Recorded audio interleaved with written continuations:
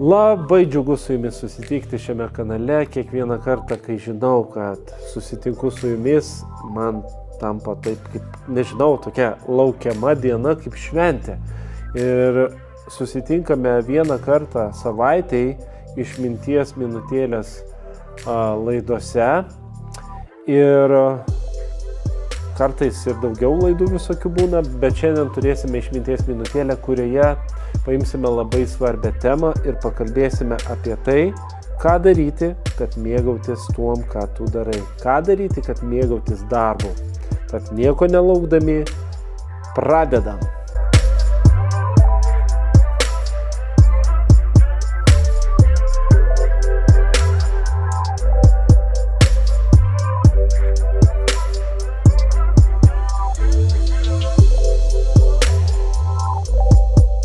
Kai kalbuosi su paaugliais, su vaikais, dažnai, kai jų paklausiu, ko norėtum būti užaugęs, gaunu atsakymą. Vienas sako, norėčiau būti verslininkas, kitas sako, norėčiau būti gydytojas, kitas sako, mokytojas, kitas sako, norėčiau būti youtuberis, kitas sako, noriu būti tas, noriu būti anas, ir visi atrodo turi norą, turi tą žinojimą, ko jisai norėtų būti užaugęs.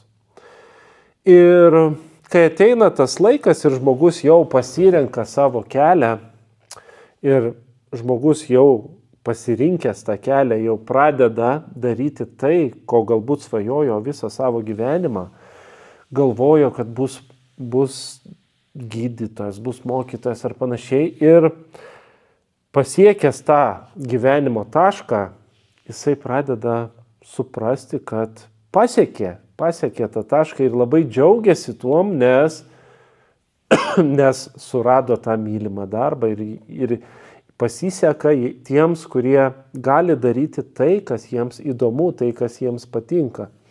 Aišku, yra žmonių, kurie galbūt visai norėtų dirbti kitą darbą, bet taip gyvenimas susiklosto, kad žiūrėk, atsiduri ne ten, kur tu svajojai, atsiduri ne ten, kur tu norėjai ar panašiai. Bet daliai žmonių pasiseka ir jie pradeda savo darbo kelionę tame darbe, toje specialybėje, kuri jam patinka, kur jisai savo gali netgi pagalvoti, koks aš esu laimingas, kad man pasisekė rasti tokį darbą, kuris man patinka, kuris man yra įdomus, kurį aš labai vertinu. Ir šitoj vietoj kyla klausimas, ar tas žmogus, kuris džiaugiasi, kad pateko ten, kur norėjo, kad įgyvendino savo svajonę ir pasiekė tą tašką, kurio siekė ilgą laiką, galbūt studijavo, mokėsi, egzaminus visokius laikė, kad galėtų tą daryti, ką jisai daro. Ir atėjęs į šitą tašką, žmogus pasidžiaugia, pradeda dirbti, bet greičiausiai kažkas gal ir iš jūsų susidurėt su tuo, kad visą laiką negali mėgautis tuom, nors atrodo tai tavo darbas, tai tavo mėgstama veikla, bet atsiranda tokių dalykų, kad pavargsti. Atsitinka taip, kad tingi, atsitinka taip, kad atsibosta, atsitinka taip, kad gali būti kažkas neįdomaus, atsitinka tokių dalykų, kad yra darbų, kurie tau ne prie širdies, bet toje veikloje, kad tu užsiimi, dar yra tokių veiklų, kur tau nepatinka. Dažniausiai būna tai, jeigu kalbėtumėm apie kokie tai dalykai, tai dažniausia spėju, kad žmonės įvardina, bent jau kiek man tenka bendraut, tai dažniausia žmonės įvardina popierizmas. Aišku, yra specialybių, kur vien tik popierizmas, tai čia jau dar kitas aspektas, bet yra tokių darbų, tokių veiklų, kur žmogus atrodo, tu pasirenki tą darbą, tarkim, mokytojo darbą. Tu nori būti mokytojas, tu nori užsiimti su mokiniais, su paaugliais, su vaikais, tu kažką nori jiems perduot, kartu kažką veikti, kažką daryti, bet žiūrėk, turi pildyti kažkokias lentelės. turi daryti kažkokias ataskaitas ar panašiai, kur tau visai atrodo, tu ne dėl to čia dirbi, tu dirbi dėl to, kad tau patinka pamoką vesti, tau patinka bendravimas su mokiniais ir panašiai. Bet, kaip ir sakiau, kiekvienam darbe atsiranda tokių dalykų, kurie mums nelabai įdomus, kurių mes nemėgstam ar panašiai. Tai ir kyla klausimas, tai kaip tada mėgautis tom veiklom, kurias tu turi, kaip mėgautis to darbo, kurį tu dirbi. Nes kai atsiranda tokių visokių kliūčių, visokių papildomų darbų, žmogus tiesiog gali pavargti ir jau net nesimėgauti tom veiklom, kurios jam patinka. Ir kaip tada šitoj vietoj. Ir šitoj vietoj, ką norėčiau pasakyti, tai kad reikia nepamiršti tos prasmės, gal va taip reiktų pasakyti. Pirmiausia, galbūt reiktų pamatyti prasmę. Nes jeigu aš darau tai, kur nematau prasmės, tai nematydamas prasmės aš tiesiog darysiu, nes reikia. Ir galvosiu, kodėl aš tą darau, juk atrodo be reikalo laiką gaištu. Galbūt tai ne mano pašaukimas, galbūt tai ne mano darbas, tada gali atsirasti abejonių ir visokių tokių minčių, kurios tave ves į tokį nusivylimą, galbūt sakyčiau, kur tu jausies visiškai nelaimingas toje veikloje. Nors galbūt iš pradžių manei, wow, koks įdomus darbas, kaip čia įdomu, kaip čia viskas faina ir taip toliau, bet visos tos bėdos galbūt, visi tie krūviai, kurie galbūt atima iš tavęs energiją, gali atimti iš tavęs ir džiaugsmą. Todėl šitoj vietoj labai svarbu ne tik prasmės matymas, nes kai tu matai prasmę, tarkim, tu dirbi su žmonėm kažkokį tai darbą, ar tu prekiautojas, ar tu verslininkas, ar tu mokytojas, ar tu gydytojas, dauguma veiklų yra su žmonėm. Ir kai tu dirbi su žmonėm, tu gali lengviau, sakyčiau, matyti tą prasme, nes tu būdamas tarp žmonių taip pat tobulėjai. Nes tu mokaisi bendrauti, mokaisi spręsti konfliktinės situacijas, mokaisi suprast, mokaisi išklausyti. Ir tu gali matyti netgi tame prasme, kad tu tobulėt gali. Nes kiekvienas iš mūsų, būdami tarp žmonių, augame, vystomės, nes vieni kitiems darom įtaką, ir teigiamą, ir neigiamą įtaką. Ir taip žingsnis po žingsnio šlifuojam savo charakterį ir einam to tobulėjimo keliu.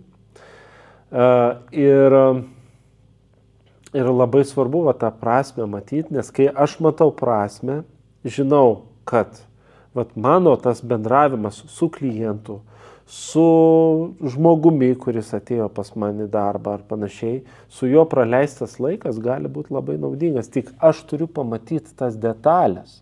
Aš turiu matyti toje detalėje naudą, prasmę, bet reikia matyti prasmę ne tik savo, bet ir kitam žmogui.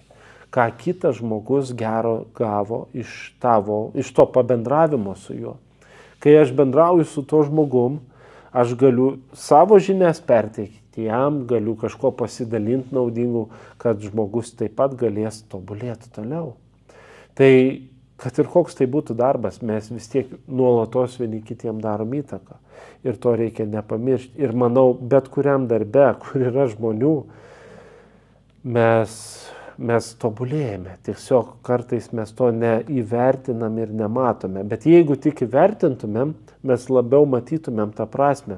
Tarkim, ateina klientas, su juo tu pabendrauji, su juo tu praleidi kažkiek laiko ir vyksta bendravimas. Vėlgi, žinoma, kaip tas bendravimas vyksta. Šiuolaikinis pasaulis vis žmonės moko bendrauti, kaip čia pasakyti, diplomatiškai, taip pat. Labą dieną, kaip ten gyvenat ir taip toliau. Tas pats, kaip ateini į kavinę ir klausia tavęs, ar buvo skanu, ir tu bandai atsakyti, kad buvo taip ir taip, žiūri, tavęs net neklauso tas padavėjas, nes jam visiškai neįdomu, nes jis tik kartais klausimą šitą užduoda dėl to, kad reikalauja taisyklės, bet to nuoširdumo nėra. Ir bendravime labai svarbu tas, jeigu klausiu, ar tau skanu buvo, tai reiškia, iš tikrųjų man įdomu, ar tau skanu buvo, o ne tik dėl to, kad man liepia viršininkas klausti. Ir aišku, greičiausiai darbu mėgausis tie padavėjai, kurie iš tikrųjų nuoširdžiai rūpinsis savo klientais. Ir klientai pamatys juose tą tokį tikrumą, ir bus daug didesnė nauda ir verslui, ir tam padavėjui, nes jo ir savijauta geresnė, taip pat klientų geresnė savijauta, nes yra tas kažkoks tai ryšys šioks toks, tas bendravimas ar panašiai. Tad kai aš matau prasmę, aš visai kitaip ir dirbu. Tarkim, vėl prie tų padavėjų galim grįžti, tarkim, tave moko, tu turi sveikintis, tu turi klausti, ar skanu buvo. Tai tu turi susimastyti, kodėl aš turiu to klausti. Taigi čia yra natūralus bendravimas, kai aš esu su žmonėm, man turi, natūralu, kad įdomu turėtų būti, ar jam patiko ar ne. Bet jeigu aš dirbu kaip robotas, vaikštau, tiesiog taip ir taip, nes man reikia, tai ir tas bendravimas bus netikras ir tada bus sunkiau dirbti. Nebus įmanoma mėgautis to darbu. Ir jeigu kalbėti, tarkim, apie mokytojų profesiją, tai irgi tas pats. Mokytojas, jeigu mokytojas savo mokiniuose mato žmonės, o ne robotus, ne varnelę, kurią turiu užsidėti, nes aš jiem atidėščiau pamoką ir viskas. Mano darbas atliktas, nes aš atidėščiau jiems tą teoriją, tą taisyklę kažkokią, ar istoriją, ar dar kažką. Aš viską čia padariau, viskas, mano darbas baigtas. Bet ne, jeigu aš tą daryčiau nuoširdžiai, tai man iš tikrųjų rūpėtų, kaip tas mokinys suprato, kaip tas mokinys suprato. Jeigu aš matau, kad tam mokiniui nelabai sekėsi suprast, tai aš su juo toliau tęsiu bendravimą, aiškinsiuosi, bandysiu suprast, kas jam trukdė suprast. Galbūt kažkokį surasiu kelią, kaip palengvinti tą supratimą ir panašiai. Tai ir bus tas nuoširdumas, tas tikras. Ir kai mokytojas mato tikrą tą prasme ir jisai rinksis, kaip čia tą laiką geriau panaudoti, nes jis matys prasme ir jis matydamas prasme labiau jausis maloniau ir geriau toje situacijoje ir jis matys, kaip čia geriau padėti tam mokiniui. Ir jo ta veikla bus daug naudingesnė. Tas pats kaip su padavėju. Aišku, jeigu kalbėtumėm apie gydytojo profesiją, lygiai tas pats, kaip jisai bendrauja. Ar jis bendrauja su popieriuku, nes reikia užrašyti viską, ar jis bendrauja su žmogum, kuris turi emocijas, kuris turi jausmus ir visa kita. Ir jeigu jis matys prasmę, jisai norės padėti tam žmogui, jisai nuoširdžiai domėsis, kaip jisai jaučiasi. Gal jis kažkokių klausimų turi, kuriuos jis galėtų atsakyti ar panašiai. Tai bet kurioje specialybėje, jeigu žmogus mato prasmę, jisai tiesiog natūraliai ir gyvens tuom. Ir gyvendamas tuom, jis labiau jaus tą džiaugsmą toje veikloje. Bet vėlgi, jums turbūt kils klausimas, o tai kaip jeigu pavargęs, kaip jeigu perkrauna darbais ir daug visokių pašalinių darbų. Va čia ir yra problema. Čia sistemos problema.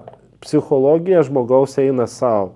Sistema eina savo. Jeigu sistema eina prieš visą tą pagrindą, tai tada ir yra problemų. Tada ir yra ir visokie perdegimai ir taip toliau. Aišku, perdegimas gali būti dar ir dėl pačio žmogaus psichologinių kažkokių tai aspektų, kurie jį daveda iki to perdegimo, nes jis galbūt nemoka laiko susidėliot, hierarchijos, kaip kas, tikslų kažkokių, nemoka laiko valdyti, balanso kažkokio palaikyti, nemoka pasakyti ne, stop, šito darbo neimsiu, nes mano pagrinde dabar yra darbas čia ir čia. Aš žinau savo darbą ir negaliu daugiau prisimti. Kažkam galbūt reikia mokytis pasakyti stop arba ne. Kažkam kaip tik gal reikia pasakyti taip, nes jis galbūt visko atsisako ir nieko nedaro. Ir jam reikia kažkada ryžtis ir pabandyti kažką daugiau ir tada kaip tik patobulėtų. Taigi vėlgi labai daug kas priklauso nuo situacijos. Tokie dalykai, aišku, dar daug dalykų, tokie kaip sveikata, sveikatos visokie stiprinimai, nes kuo geresnė sveikata, tuo žmogus geriau jaučiasi visose sferose ir jam lengviau ir energijos daugiau turi, tad sveikata, kas be ko nuolatos turime rūpintis. Na ką, žiūriu, kad jau reikia sustot, manau kažkada gal pratęsim ir antrą dalį padarysim šitos išminties minutėlės. Na, o dabar dar noriu padėkoti jums visiems, kad būnat kartu ir dar pakviesti į klausimų atsakymų laidą, kuri jau bus greitai. Ir noriu pasakyti, kad dar galite užduoti klausimus, jeigu spėsit. Ir dar noriu padėkoti Contribui nariams, kurie būna kartu. Tai Gintarė, Kristina ir Inga. Ačiū jums visiems, ačiū, kad būnat kartu. Artėjam prie 1000, kai bus virš 1000, kažkada darysim konkursą, kur vėl bus kažkoks laimėtojas. Ta proga, kad jau mūsų 1000, tad jėga, vienu žodžiu, vasara artėja, mūsų daugėja, nuotaika gerėja, energijos daugėja ir viskas fainai ir viskas puiku. Iki kito karto.